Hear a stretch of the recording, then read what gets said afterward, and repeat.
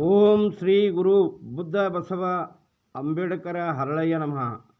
ನಾನು ಮಾದೇವಪ್ಪ ಯಲ್ಲಪ್ಪ ಹೊನ್ನಕಸ್ತೂರಿ, ಪರಮಪೂಜ್ಯ ಹವಾಮಲ್ಲಿನಾಥರ ಭವಿಷ್ಯಲಿಂಗ ಆಶ್ರಮ ಮನಗೂಳಿ, ತಾಲೂಕು ಬಸವನ ಬಾಗೇವಾಡಿ, ಜಿಲ್ಲಾ ವಿಜಯಪುರ. ಶ್ರವಣ ಮಾಡುತ್ತಿರುವ ಎಲ್ಲ ಸದ್ಭಕ್ತರಿಗೆ ನನ್ನ ಶರಣು ಶರಣಾರ್ಥಿಗಳು. ಇಂದು ನಾನು ಮನಸ್ಸು ಎಂಬ ವಿಷಯದ ಮೇಲೆ ಒಂದೆರಡು ವಿಚಾರಗಳನ್ನು ಹಂಚಿಕೊಳ್ಳುತ್ತಾ ಇದ್ದೇನೆ.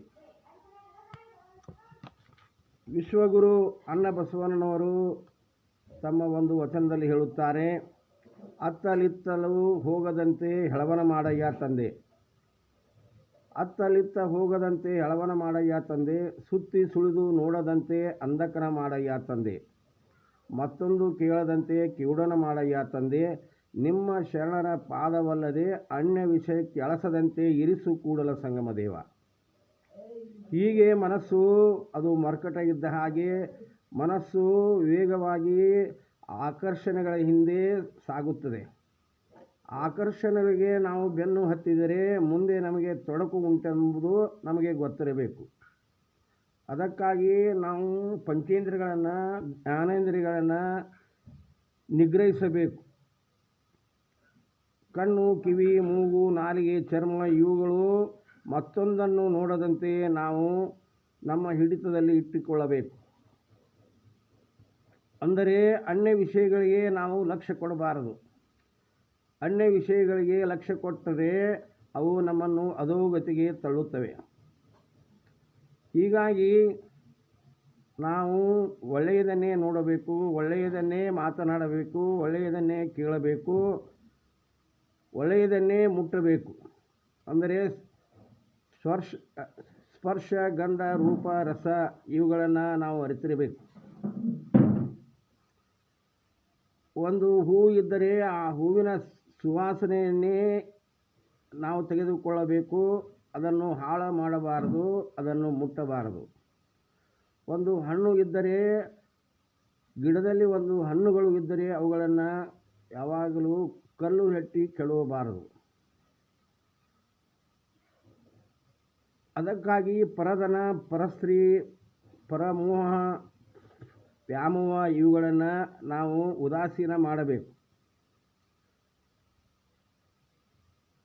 ಅಂದರೆ ಈ ಜಗತ್ತಿನಲ್ಲಿ ಸ್ತುತಿ ನಿಂದೆಗಳು ಇದ್ದೇ ಇರುತ್ತವೆ. ಕೆಟ್ಟವರು ಒಳ್ಳೆಯವರು ಇದ್ದೇ ಇರುತ್ತಾರೆ.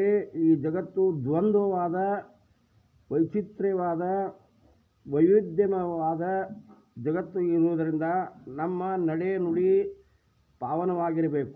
ನಮ್ಮ ತನು ಮನ ಶುದ್ಧವಾಗಿರಬೇಕು, ಭಾವ ಪರಿಶುದ್ಧವಾಗಬೇಕು. ಅಂದಾಗ ನಾವು ಮಾಡುವ ಕೃತ್ಯ ಅದು ಕಾಯಕವಾಗಿ ಸಕರ್ಮವಾಗಿರಬೇಕು. ಯಾವುದೇ ಕರ್ಮ ಮಾಡಿದಾಗ ನಮ್ಮಲ್ಲಿ ಸ್ವಾರ್ಥ ಇರಬಾರದು. ಅದಕ್ಕಾಗಿ ವಿಶ್ವಗುರು ಅನ್ನಬಸವಣ್ಣನವರು ಹೇಳುತ್ತಾರೆ, ಹರಿವ ಹಾವಿಗಂಜೆ ಉರಿಯ ನಾಲಿಗೆಗೆ ಅಂಜೆ. ಹರಿವ ಹಾವಿಗಂಜೆ ಉರಿಯ ನಾಲಿಗೆಗೆ ಅಂಜೆ, ಸುರಿಯ ಮನೆಗಂಜೆ. ಒಂದಕ್ಕಂಜುವೆ ಒಂದಕ್ಕಳಕುವೆ, ಪರಸ್ತ್ರೀ ಪರಧನವೆಂಬ ಜೂಜಿಗಂಜುವೆ. ಮುನ್ನಂಜದ ರಾವಣನೇ ವಿಧಿಯಾದ, ಅಂಜುವೆನೆಯ ಕೂಡಲ ಸಂಗಮ ದೇವ. ಹೀಗಾಗಿ ಪರಸ್ತ್ರೀ, ಪರಧನ, ಪರಸಂಪತ್ತುವನ್ನು ನಾವು ಸರ್ವ ಸಮಭಾವದಿಂದ ನೋಡಬೇಕು. ಇಲ್ಲದಿದ್ದರೆ ಆ ರಾವಣನ ವಿಧಿ ನಮಗಾಗುತ್ತದೆ. ನಾವು ಎಷ್ಟೇ ಯೋಗಿ, ಅನುಭಾವಿಗಳು, ಸಜ್ಜನರು ಇದ್ದರೂ ಸಹಿತ ಪಂಚೇಂದ್ರಿಯಗಳನ್ನು, ಜ್ಞಾನೇಂದ್ರಿಯಗಳನ್ನು ಹಿಡಿತದಲ್ಲಿ ಇಟ್ಟುಕೊಳ್ಳದಿದ್ದರೆ ಆ ರಾವಣನ ವಿಧಿ ನಮಗಾಗುತ್ತದೆ. ಅದಕ್ಕಾಗಿ ಈ ಮನಸ್ಸು ಎಂಬುದನ್ನು ನಾವು ಅತ್ತಲಿತ್ತ ಹೋಗದಂತೆ ನೋಡಿಕೊಳ್ಳಬೇಕು. ಒಳ್ಳೆಯದಕ್ಕಾಗಿಯೇ ಬೆನ್ನು ಹತ್ತಬೇಕು.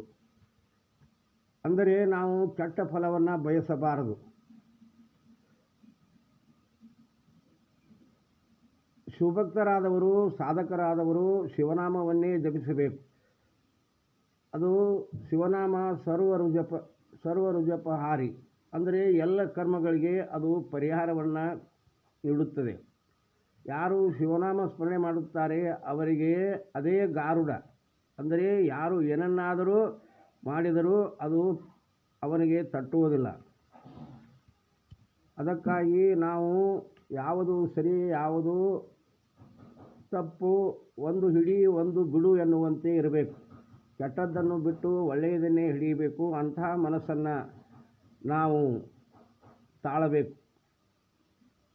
ಅಂದರೆ ಈ ಪಂಚೇಂದ್ರಿಯಗಳನ್ನು ಈ ಸೊನಗ ಮುಟ್ಟದಂತೆ ನಾವು ನೋಡಿಕೊಳ್ಳಬೇಕು. ಅವುಗಳನ್ನು ದೇವರಿಗಾಗಿ ಮೀಸಲಿಡಬೇಕು. ಒಳ್ಳೆಯದಕ್ಕಾಗಿಯೇ ಮೀಸಲಿಟ್ಟಾಗ ಆ ನಾವು ಮಾಡುವ ಧರ್ಮ ನಮ್ಮನ್ನು ರಕ್ಷಣೆ ಮಾಡುತ್ತದೆ. ಅಂಥ ಮನಸ್ಸನ್ನು ನಾವು ಹಿಡಿತದಲ್ಲಿಟ್ಟು ಸತ್ಯವನ್ನೇ ನುಡಿಯಬೇಕು, ಮಿಥ್ಯ ನುಡಿಯಬಾರದು. ಅಂದರೆ ನಮ್ಮ ಆಚಾರ ವಿಚಾರ ಒಳ್ಳೆಯದಾಗಿರಬೇಕು. ಆಚಾರವೇ ಸ್ವರ್ಗ, ಅನಾಚಾರವೇ ನರಕ ಎನ್ನುವಂತೆ ನಾವು ಎಂದಿಗೂ ಪಾಪದ ಕರ್ಮಗಳನ್ನು ಮಾಡಲು ಮನಸ್ಸು ಮಾಡಬಾರದು. ಅಂಥ ಸುಂದರವಾದಂಥ ಮನಸ್ಸನ್ನು ನಾವು ಹಿಡಿತದಲ್ಲಿಟ್ಟು ಶಿವನಾಮ ಸ್ಮರಣೆ ಮಾಡುತ್ತಾ ಭಕ್ತಿಯಿಂದ ನಾವು ಬದುಕಿದಾಗ ಆ ಭಕ್ತಿಯೇ ಪಾರಮಾರ್ಥಿಕವಾಗಿ ಆಧ್ಯಾತ್ಮಿಕವಾಗಿ ನಮ್ಮನ್ನು ಕೊನೆಯ ತನಕ ಒಯ್ಯುತ್ತದೆ. ಅಂಥ ಶಿವನಾಮ ಭಕ್ತಿಯನ್ನು ನಾವು ಮಾಡೋಣ ಎಂದು ಹೇಳುತ್ತಾ ಎಲ್ಲರಿಗೂ ಶರಣಾರ್ಥಿಗಳು.